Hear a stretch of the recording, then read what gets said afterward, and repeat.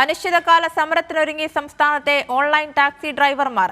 ന്യായമായ നിരക്ക് പരിഷ്കരണം, അമിതമായ കമ്മീഷൻ ഈടാക്കുന്നത് നിർത്തുക, നിയമവിരുദ്ധ ബൈക്ക് ടാക്സി അവസാനിപ്പിക്കുക തുടങ്ങിയ 11 ആവശ്യങ്ങൾ ഉന്നയിച്ചാണ് ജൂലൈ 21 മുതൽ സമരം തുടങ്ങുന്നത്. ഊബർ, ഓല, റാപ്പിഡോ, സർക്കാർ സംരംഭമായ കേരള സവാരി കമ്പനികൾക്കെതിരെയാണ് പ്രതിഷേധം. 1000 രൂപയ്ക്ക് ഓടിയാൽ 500 രൂപ കമ്മീഷനായി കമ്പനി എടുക്കുന്ന സ്ഥിതിയാണെന്ന് ഓൺലൈൻ ടാക്സി ഡ്രൈവർമാർ പറയുന്നു. ഇന്ധനവില വർദ്ധിച്ച സാഹചര്യത്തിൽ വലിയ നഷ്ടത്തിലാണ് ഓടുന്നത്. ഒപ്പം ഇരട്ടി കമ്മീഷനും കൂടിയാകുമ്പോൾ ജീവിക്കാൻ കഴിയാത്ത സ്ഥിതിയാണെന്ന് ഡ്രൈവർമാർ പറയുന്നു. ഊബർ, ഓല, റാപ്പിഡോ തുടങ്ങിയ കമ്പനികൾക്ക് പുറമെ സർക്കാർ സംരംഭമായ കേരള സവാരി കമ്പനിക്കെതിരെയും ഡ്രൈവർമാർ രംഗത്തെത്തി. ഔദ്യോഗിക നിർദ്ദേശത്തിന് വിരുദ്ധമായി ഡ്രൈവർമാരിൽ നിന്ന് വലിയ തുക കമ്മീഷനായി ഈടാക്കി കമ്പനി കൊള്ളലാഭം നേടുമ്പോൾ സർക്കാർ ഇടപെടുന്നില്ലെന്നും ഈ സാഹചര്യത്തിലാണ് തങ്ങൾ അനിശ്ചിതകാല സമരത്തിലേക്ക് പോകാൻ നിർബന്ധിതരായതെന്നും all Kerala online drivers union alliance സംഘടനാ ഭാരവാഹികൾ കൊച്ചിയിൽ വാർത്താസമ്മേളനത്തിൽ പറഞ്ഞു.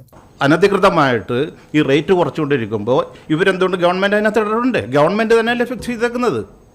മിനിമം 200 രൂപയും കിലോമീറ്ററിന് 18 രൂപയും. ആ റേറ്റ് കിട്ടുന്നുണ്ടെന്ന് ഇവർ അന്വേഷിക്കണ്ടേ?